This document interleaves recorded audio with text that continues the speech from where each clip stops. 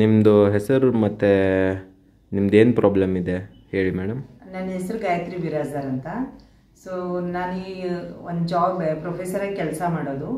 So ಅಲ್ಲಿ ನಾನು daily work ಏನಿರುತ್ತೆ, ಡೈಲಿ ಅಪ್ ಡೌನ್ ಇದೆ ನನ್ನ ಬೈಕ್ ಮೇಲೆ. ಡೈಲಿ 80 ಕಿಲೋಮೀಟರ್ ಅಪ್ ಡೌನ್ ಇದೆ.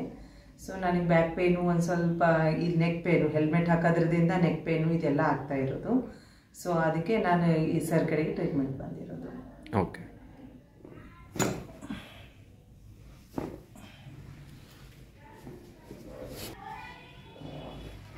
చూడ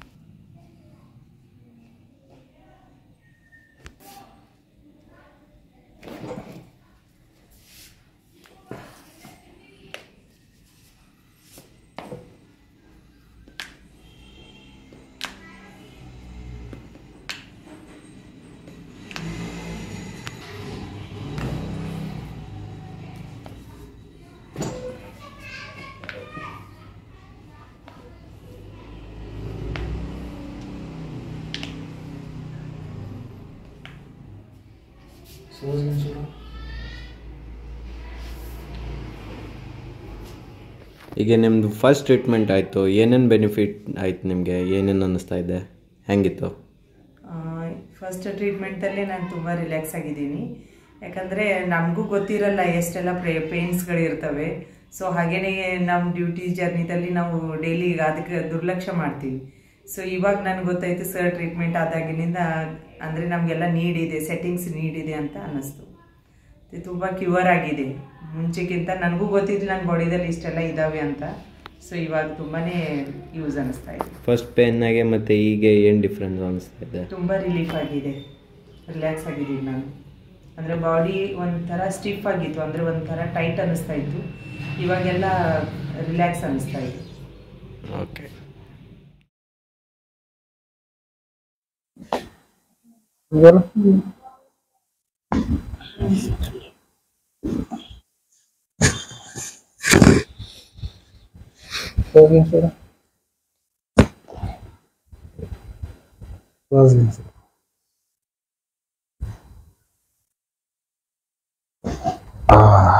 मजा आया? बस ले कमर तक गया पूरा?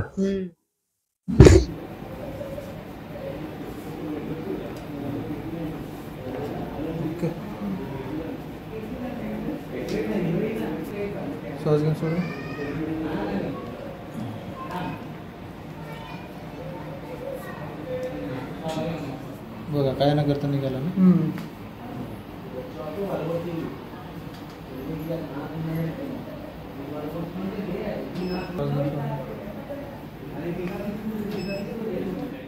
ಇವತ್ತು ನಿಮ್ಮದು ಸೆಕೆಂಡ್ ಸೆಟ್ಟಿಂಗ್ ಆಯಿತು, ಹೆಂಗೆ ಅನ್ನಿಸ್ತು? ಏನು ರಿವ್ಯೂ ಕೊಡ್ತೀರಾ? ನಿನ್ನೆಗಿಂತಲೂ ಇವತ್ತು ತುಂಬಾ ಬೆಟರ್ ಆಗಿದೆ. ನಿನ್ನೆ ನನ್ನ ಪೂರ್ತಿ ಬಾಡಿ ಎಲ್ಲ ಸ್ಟಿಫ್ ಆಗಿತ್ತು, ಜಾಸ್ತಿನೇ ಹಿಂಗೆ ಟೈಟ್ ಅನ್ನಿಸ್ತಾ ಇತ್ತು, ಮಸಲ್ಸ್ ಎಲ್ಲ ಟೈಟ್ ಅನ್ನಿಸ್ತಾ ಇತ್ತು. ಸೊ ನಿನ್ನೆಗಿಂತ ಇವತ್ತು ಜಾಸ್ತಿನೇ ಎಫೆಕ್ಟ್ ಅನ್ನಿಸ್ತಾ ಇದೆ, ಯಾಕಂದರೆ ರಿಲೀಫ್ ಅನ್ನಿಸ್ತಾ ಇದೆ. ಓಕೆ. ಟ್ರೀಟ್ಮೆಂಟ್ ತೊಗೊಳ್ಳೋ ಮುಂಚೆ ನಿಮಗೆ ಏನು ತೊಂದರೆ ಇತ್ತು ಮತ್ತು ಈಗೇನು ಬೆನಿಫಿಟ್ ಅನ್ನಿಸ್ತಾ ಇದೆ? ಟ್ರೀಟ್ಮೆಂಟ್ಗಿಂತ ಮುಂಚೆ ಆ್ಯಕ್ಚುಲಿ ನನಗೆ ಗೊತ್ತಿದ್ದಿದ್ದಿಲ್ಲ. ಈ ಸರ್ ಕಡೆಗೆ ಸುಮ್ಮನೆ ಮೀಟ್ ಆಗೋಕ್ಕೆ ಬಂದಿದ್ದೆ. ಸೊ ಸರ್ ಅಂದರು ಇದು ಮಾಡ್ಕೊಂಡು ನೋಡ್ತೀರಿ ನೋಡಿ ಅಂತ ಅಂದಾಗ, ನನ್ನ ಕಡೆಗೆ ಇರೋ ಶರೀರದಲ್ಲಿ ಎಷ್ಟೋ ಪ್ರಾಬ್ಲಮ್ಸ್ ಇದ್ದು. ಸೊ ಆ ಪ್ರಾಬ್ಲಮ್ಸ್ ನನಗೆ ಗೊತ್ತೇ ಇರಲಿಲ್ಲ.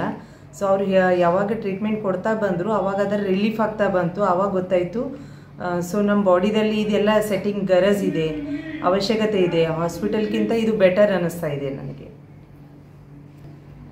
ಇದು ಟ್ರೀಟ್ಮೆಂಟು ಮೆಡಿಸಿನ್ ಫ್ರೀ ಇದೆ, ಮತ್ತು ನಿಮಗೆ ಯಾರ್ಯಾರಿಗೆ ರೆಕಮೆಂಡ್ ಮಾಡ್ತೀರಾ ನೀವು?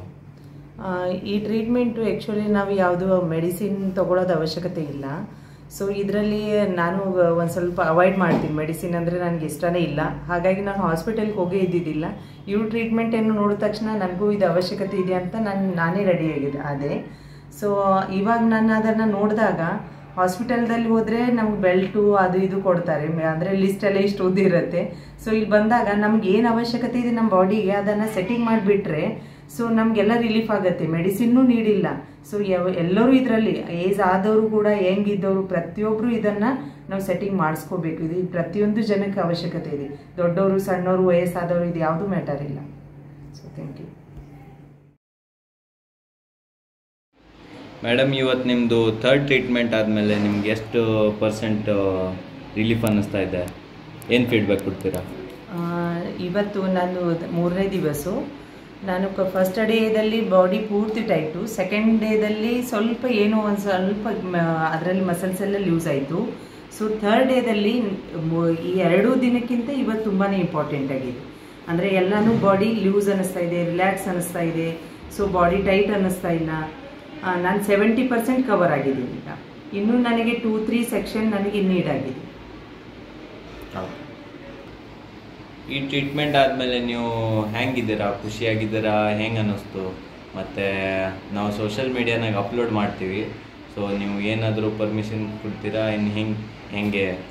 ಓಕೆ, ನಾನು ತುಂಬ ಖುಷಿಯಾಗಿದ್ದೀನಿ. ಯಾಕಂದರೆ ಸರ್ ನನಗೆ ಒಂದು ದೇವ್ರ ಥರ ಭೇಟಿಯಾಗಿದ್ದಾರೆ. ಸೊ ಅವ್ರು ಮಾಡೋ ಟ್ರೀಟ್ಮೆಂಟು ಪ್ರತಿಯೊಂದೂ ಮನಸ್ಪೂರ್ವಕವಾಗಿ, ಅಂದರೆ ಆ ಕೆಲಸ ಪೇಷಂಟ್ಗೆ ಏನು ಬೇಕಾಗಿದೆ ಆ ಕೆಲಸ ಅವ್ರು ಮಾಡ್ತಾ ಇರೋದು. ಸೊ ಸೋಷಿಯಲ್ ಮೀಡಿಯಾದಲ್ಲಿ ನೀಡಿದೆ, ಎಷ್ಟೋ ಜನಕ್ಕೆ ಇದು ಗೊತ್ತೇ ಇಲ್ಲ. ನಮ್ಗೆ ಆಗ್ತಾ ಇರೋ ಪೇನು ಬೇರೆ, ಆದರೆ ನಾವು ತಗೊಳ್ಳೋ ಟ್ರೀಟ್ಮೆಂಟ್ ಬೇರೆ ಆಗಿರುತ್ತೆ. ಸೊ ಅದಕ್ಕಿಂತ ಬೆಸ್ಟ್ ಸೋಷಿಯಲ್ ಮೀಡಿಯಾ ಥ್ರೂ ಜನಕ್ಕೆ ರೀಚ್ ಆದರೆ ಜನ ಇವರು ಸರ್ದು ಟ್ರೀಟ್ಮೆಂಟ್ ತೊಗೋಬೇಕು, ಖುಷಿ ಪಡಬೇಕು ನನ್ನ ಥರನೂ ಅಂತ ಹೇಳ್ತಾ ಇದ್ದೀನಿ. Thank you.